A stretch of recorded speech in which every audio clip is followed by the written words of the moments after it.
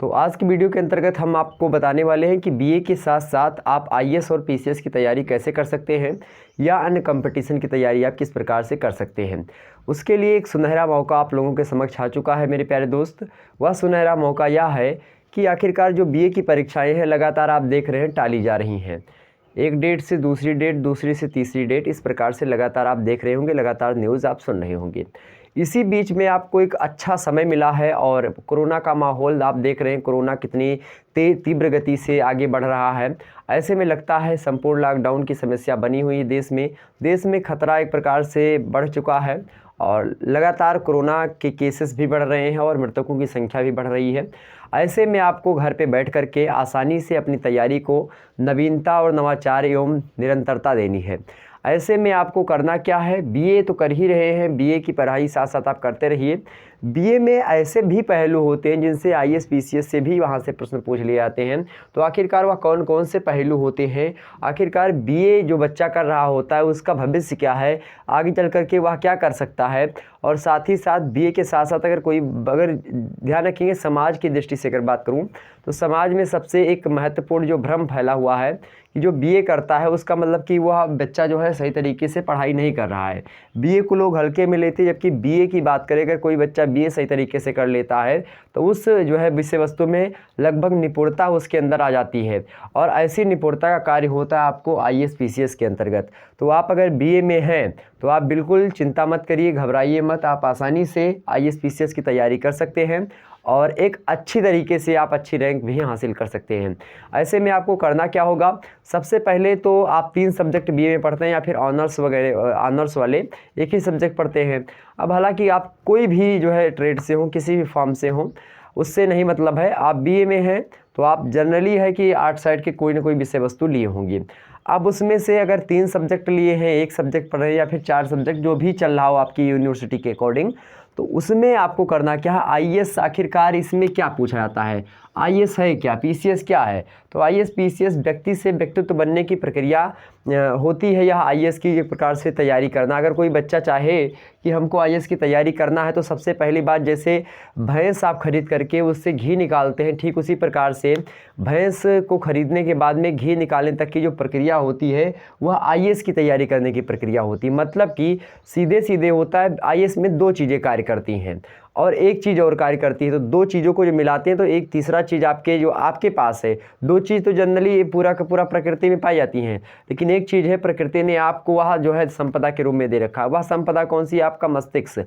अब यहाँ पर 2 चीज़ें, एक तो होता है आपका फैक्ट और दूसरा क्या होता है मेरे प्यारे दोस्त, दूसरा होता है आपका जो है कॉन्सेप्ट। तो फैक्ट प्लस कॉन्सेप्ट, और जब इसमें हम माइंड कर देते हैं तो माइंड सबका अलग अलग होता है और जब आपका माइंड उसमें एक समाहित हो जाता है तो एक प्रकार ये 3 मिलकर के त्रिमुखी प्रतिभा वाली चीज़ें बना देती हैं, त्रिमुखी अवधारणा बना देती हैं। आइए बात करते हैं त्रिमुखी अवधारणा आईएएस की क्या होती है, जो कि एक प्रकार से यह स्वतः की उपज है, मेरी उपज है, या मैं अपने अकॉर्डिंग बता रहा हूँ। हालांकि अन्य जो है टीचर्स अपने अपने अकॉर्डिंग अपनी शैली बताते हैं आईएएस की तैयारी कैसे करें।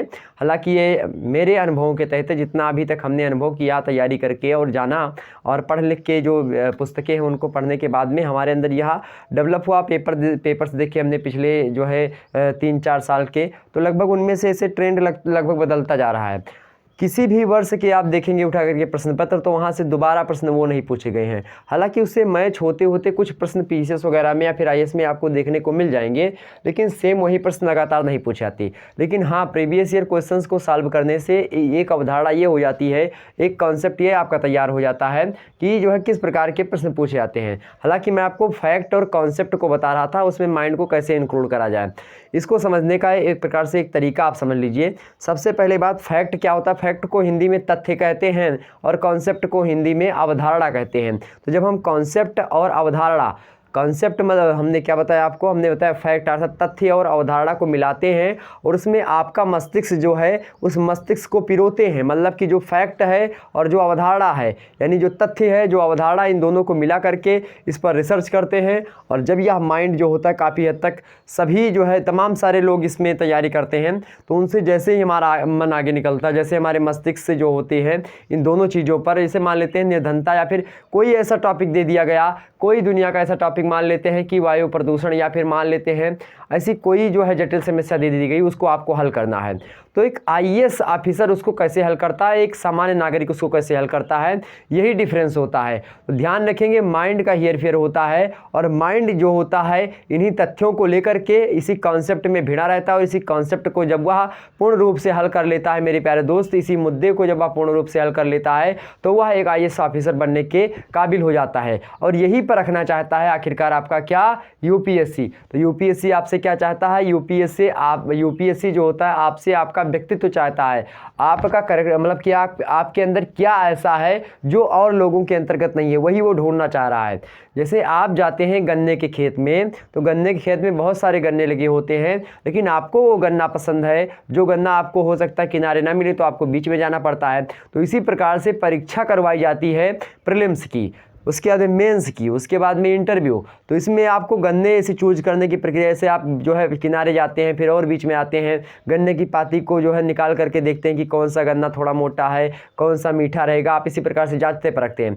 ठीक उसी प्रकार से यूपीएससी संस्था क्या करती है, आपके व्यक्तित्व को निखारने के लिए तमाम प्रकार के जो है परीक्षाएँ लेती रहती है और इन परीक्षाओं में जब आप उत्तीर्ण हो जाते हैं तो आपको आईएएस ऑफिसर बनने का सुनहरा सा मौका प्राप्त हो जाता है। यहाँ पर आपको समझने वाली बात है कि यहाँ पर सबसे पहले आईएएस की शुरुआत बेसिक से कैसे करें, कैसे करनी चाहिए आईएएस की तैयारी। तो इसके लिए आपको सबसे पहला कार्य जो होना चाहिए, आपको तथ्य तो आपके पास नॉलेज तो होना चाहिए, ज़्यादा नॉलेज भी नहीं होना चाहिए। अब आप ध्यान रखें, ज़्यादा नॉलेज हो जाएगा तो भी आप जो है गड़बड़ हो जाएंगे। ऐसा नॉलेज हो जो कि व्यवहारिक नॉलेज हो, ऐसा नॉलेज हो जो कि कुछ वास्तविकता पर भी आधारित हो। तो इस प्रकार से तमाम सारे नॉलेज या तमाम सारे ज्ञान का आपके पास भंडार ज़्यादा ना हो, लेकिन इतना ज्ञान हो कि जितने प्रश्न पूछे गए उतने को हम सही तरीके से हल कर सकें। मान लेते कोई प्रश्न आपसे पूछा गया, उस प्रश्न को करने में आपने लगभग वो 150 पूछा कि 150 शब्दों में आपको इसको जो है डिफाइन करना है और उसमें 3-4 तथ्य दिए गए हैं, 3-4 जो है बातें कही गई। एक प्रश्न में यूपीएससी के मेंस में बात करें तो 3-4 चीज़ें दी जाती हैं। तो उन 3-4 चीज़ों पर मुश्किल से आपको 150 शब्द या फिर 200 शब्द जिस प्रकार से प्रश्न पूछे उसमें आपको करना होता है। यहाँ पर अब होता क्या है, बच्चे कुछ लोग इतना ज़्यादा पढ़ लेते हैं, कुछ ज़्यादा हम जैसे मित्र लोग ऐसे इतना ज़्यादा पढ़ लेते हैं कि उनको एक प्रकार से उसके बारे में गहन अध्ययन हो जाता है, तो वो लगातार उसके बारे में ज़्यादा थोड़ा लिख देते हैं। या फिर वो जो तीन चीज़ें मान लेते हैं, प्रश्न का 1 2 3 चीज़ें प्रश्न में पूछी गई थी, अब वह 1-2 में ही सारा का सारा 150 शब्द उनका कंप्लीट हो चुका है। तो ऐसे में भी आपको नंबर कम मिलने की संभावना होती है। यूपीएससी का एक सबसे बढ़िया चीज़ ये लगती है हमको कि इसमें का कोई मतलब इसमें जो प्रश्न दिए होते हैं इसका जो उत्तर होता है या किसी बुक्स वगैरह में हूबहू लिखा हुआ नहीं मिलता आपको, यह बात भी पता है आपको। और ध्यान रखेंगे, इसका जो यूपीएससी का उत्तर होता है ना तो सही होता है और ना ही गलत होता है। ध्यान रखेंगे, ना तो सही होता है ना गलत होता है। मेंस की मैं बात कर रहा हूँ, तो मेंस में ना तो सही उत्तर होता है ना ही गलत उत्तर होता है। आपको ध्यान होगा बहुत सारे ऐसे उत्तर होते हैं जो कि एक प्रकार से कोई टॉपिक दे दिया गया तो उस पर किसी के विचार कुछ अलग हैं, किसी के विचार कुछ अलग हैं, तो ऐसे में ना तो गलत होता ना सही होता है। सही कैसे होता है, तो ना तो गलत होता ना सही होता, कैसा होता है, और सही होता है, बहुत सही होता है। इस प्रकार से आगे लगाते चले जाएंगे एडजेक्टिव और आगे चलता चला जाएगा। तो इस प्रकार से उत्तर होता है, किसी का ठीक है, किसी का और ठीक है, किसी का बहुत ज़्यादा ठीक है, किसी का एक प्रकार से सुपर से ऊपर है। इस प्रकार से तमाम प्रकार की चीज़ें चलती हैं यूपीएससी में। सबसे पहली बात, आपको ये सारी चीज़ें जो जानकारी थी जो कि एक बड़े, जब आप थोड़े और पढ़ लेंगे उसके बाद में आपको पता होनी चाहिए। बात करते हैं कि आप एकदम बेसिक से शुरुआत से कैसे आईएएस की तैयारी कर सकते हैं।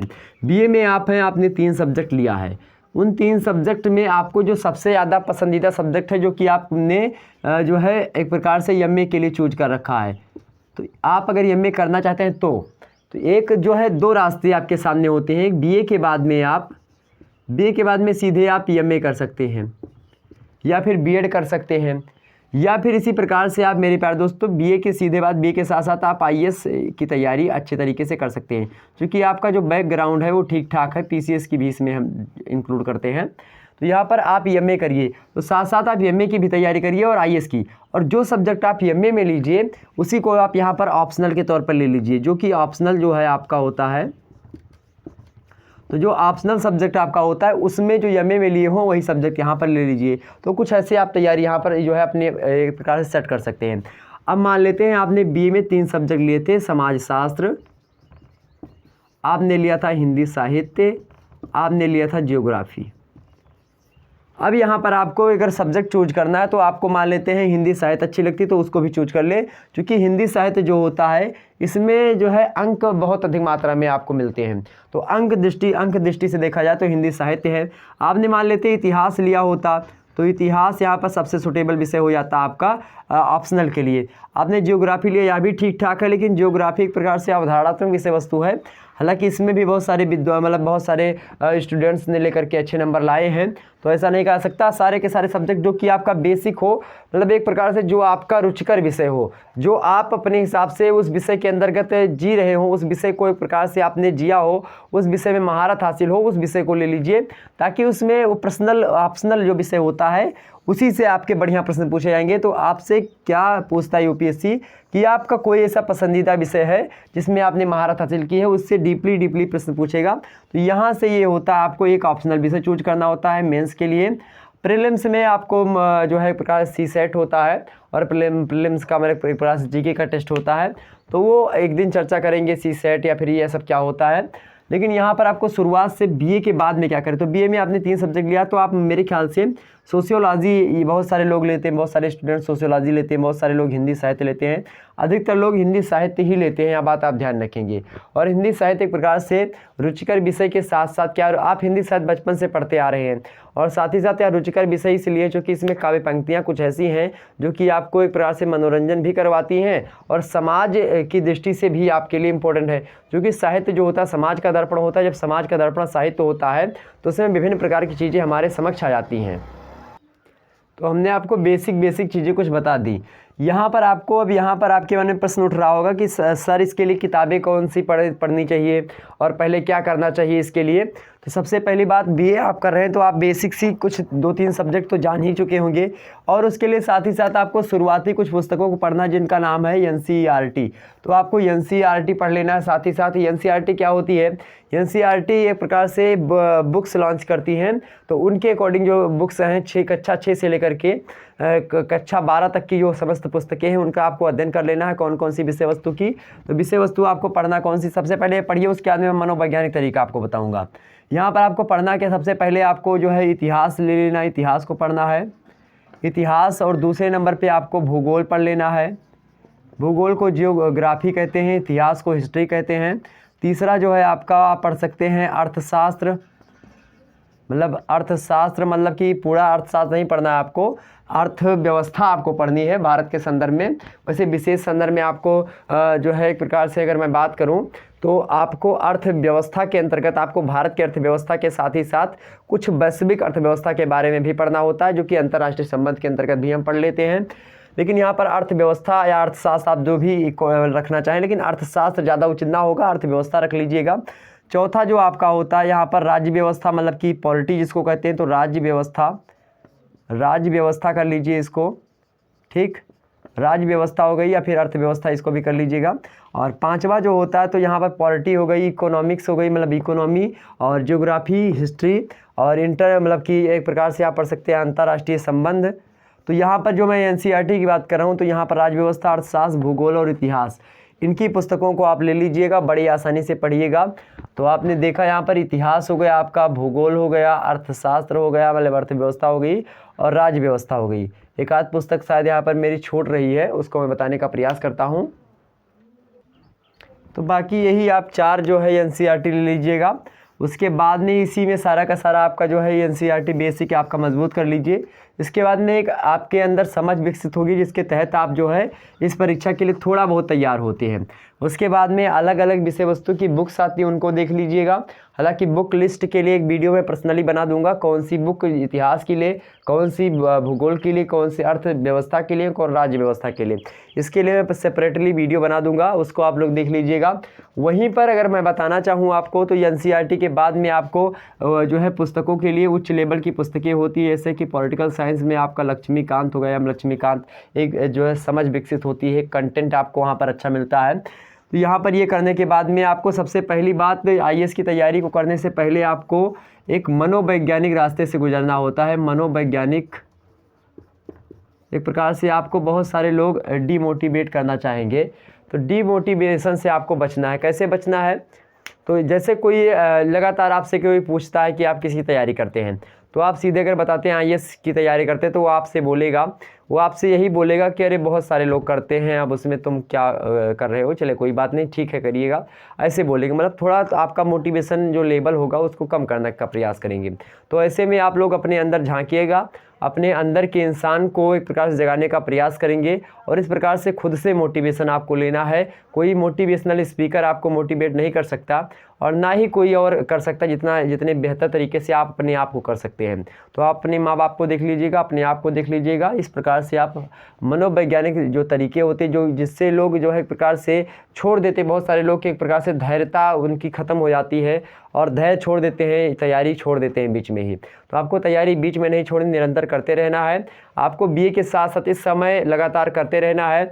अब मैं सोच रहा हूँ, जैसे मैं सोच रहा हूँ कि जियोग्राफी जो सब्जेक्ट है इसको मैं डील करूंगा। जियोग्राफी सब्जेक्ट जो होगा एकदम बेसिक से पढ़ाऊंगा। उसमें आप प्रीलिम्स की परीक्षा और मेंस की परीक्षा दोनों को साथ में लेकर के एकदम विस्तार से समझेंगे। जियोग्राफी के एक एक पहलुओं को विस्तार से हम समझने का प्रयास करेंगे। एक एक लेक्चर होगा, लगभग एक घंटे का लेक्चर हम लेने का प्रयास करेंगे और उसमें आपको जियोग्राफी सब्जेक्ट में पढ़ा दूंगा। उसके बाद में जो है आपका जो है पॉलिटी है यानी राज्य व्यवस्था, इसको भी पढ़ा दूंगा। उसके बाद में अर्थव्यवस्था पर भी जो है प्रयास करेंगे और इतिहास पर भी जो है देखेंगे। तो एक प्रकार से आपको एक प्रकार से मैं जो है वीडियो लेक्चर प्रोवाइड करवाने का प्रयास करूंगा।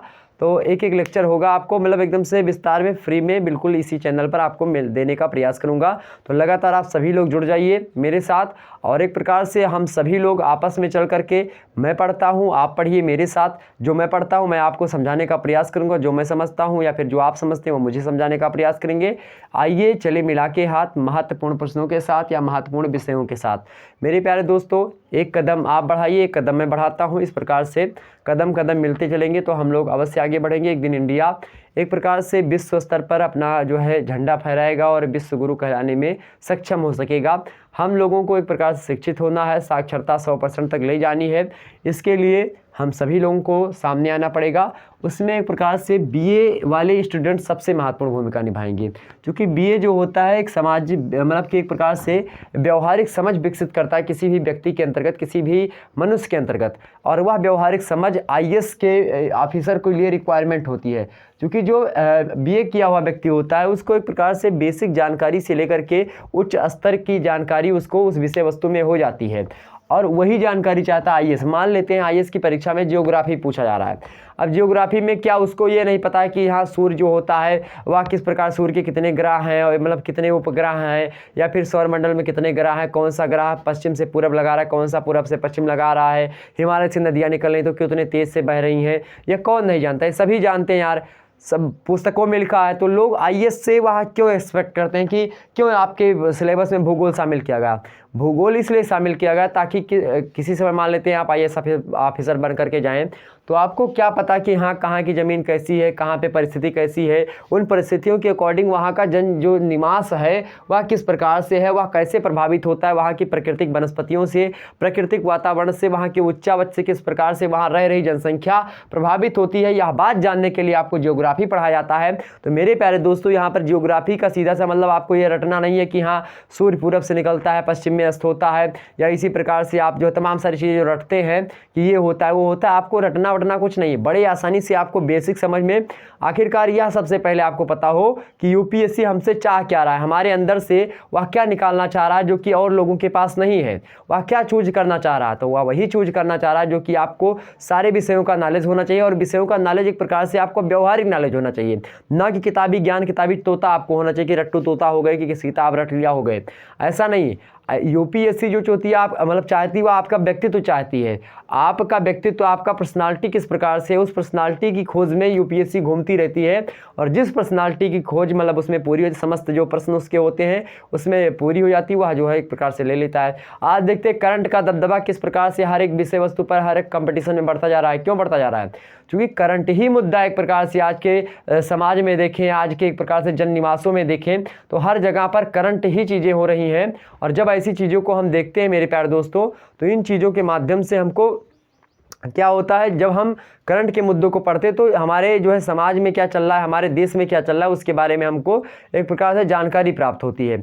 तो उसी जानकारी को जो है किस प्रकार से डील करना है, किसी मुद्दे को, किसी समस्या को कैसे डील करना है, एक IAS ऑफिसर को उसको जानना अति आवश्यक होता है, क्योंकि वहाँ की जो सामाजिक, आर्थिक या तमाम सारी परिस्थितियाँ होती हैं उसको किस प्रकार से वह डील करता है। इसलिए इस प्रकार के प्रश्न पूछे जाते हैं। इतिहास में उनको क्या पता कि बाबर की मृत्यु कब हुई है और बाबर की मृत्यु जो है किस कारण से हुई है। इसका मतलब कुछ नहीं है कि बाबर का मृत्यु, बाबर के पिता का क्या नाम था, कहाँ से आया था, किस मतलब कि क्या किया था, लेकिन उनके युद्ध नीतियों से, उनके विचारों से किस प्रकार से आज के परिप्रेक्ष्य में हम उन विचारों को लागू कर सकते हैं, यह UPSC चाहता है और इसीलिए इतिहास पढ़ाया जाता है। इसी प्रकार से जो अर्थव्यवस्था, तो अर्थव्यवस्था भाई आपको संचालित करनी है, आर्थिक नियमावलियों को, तमाम सारे जो राज्य संबंधित, राज्य व्यवस्था तो एक प्रकार से इम्पोर्टेंट ही है। आप एक प्रकार से सिविल सेवक में जा रहे, सिविल सेवा में जा रहे, सिविल सेवक बनने जा रहे हैं, तो उसमें राज्य व्यवस्था अर्थात पॉलिटी का तो सबसे महत्वपूर्ण योगदान होता ही है।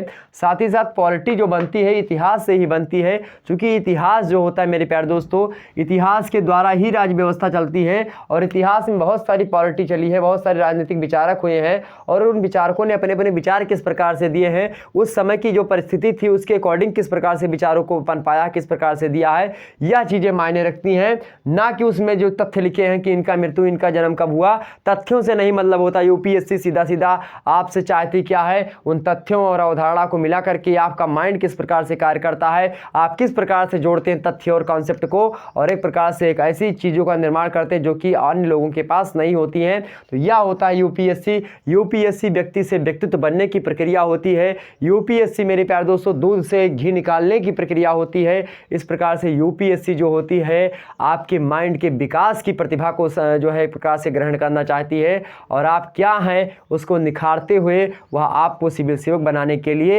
एक प्रक्रिया का निर्माण करती है, एक संस्था का निर्माण करती है, वह होती है UPSC। यह बात आपको ध्यान होनी चाहिए। तो इस प्रकार से आपको पढ़ना कि आखिरकार वह हमसे चाह क्या रहा है, उस हिसाब से हमको पढ़ना है, ना कि सारी चीज़ों को हमको पढ़ते हुए चले जाना है, पूरी की पूरी पुस्तक को रट लेनी है, ऐसा नहीं पढ़ना है। हमको वह क्या मांग रहा है हमसे, भाई एक भिखारी आया, वह आपसे केवल जो है एक खुराक सीधा ही मांग रहा है, तो आप उसको गेहूं या चावल दे दीजिए उसके अकॉर्डिंग। अब आप सोच रहे हैं कि उसको लदवा दें, हम एक प्रकार धन संपदा दे दें, तो क्या होगा, बाउंस कर जाएगा, वो उतना रख ही नहीं पाएगा। तो ऐसे लोगों को मतलब कि जितना रिक्वायरमेंट हो उतनी चीज़ें देनी चाहिए। किसी व्यक्ति को ज़्यादा इज्जत दे दोगे तो वह सर पे बैठेगा, कल को तुम्ही को गाली देगा वो। तो ऐसे आपको नहीं करना, सीधे सीधे आपको क्या करना, जितना रिक्वायरमेंट हो, जितना बोलने की आवश्यकता हो, जितना पढ़ने की आवश्यकता हो उतने ही करें, उससे एबव ना करें, उससे ज़्यादा ना करें। अगर उससे ज़्यादा करेंगे तो बाउंस कर जाएगा। सबसे सरल तरीका है UPSC क्रैक करने का, सटीक पढ़ें, सही पढ़ें, नवीनतम पढ़ें, अच्छा पढ़ें और रिक्वायरमेंट जैसी हो उसके अकॉर्डिंग पढ़ें। ओके, ये होती है थोड़ी थोड़ी प्रक्रिया जो कि आपको एक प्रकार से इस प्रक्रिया के तहत गुजरना होता है। चलेंगे फिर इसी प्रकार से किसी अन्य वीडियो में मिलेंगे हम आपके साथ, और किसी अन्य तरीके के साथ जो कि एक प्रकार जटिल तरीके को सरल तरीके समझाने का प्रयास करेंगे। ज्योग्राफी से मैं डील करूंगा आप लोगों को और बड़े आसानी से सारे मुद्दे को समझाने का प्रयास करूंगा। एक एक चैप्टर बड़े ही आसानी से, एक एक लेक्चर जो होंगे उनको समझते हुए हम आगे बढ़ेंगे, और बड़े ही आसानी से आपको विस्तार से समझने का प्रयास करना है और खूब आसानी से समझेंगे। ओके, चले फिर मिलेंगे हम नेक्स्ट वीडियो में, तब तक के लिए जय हिंद, जय भारत।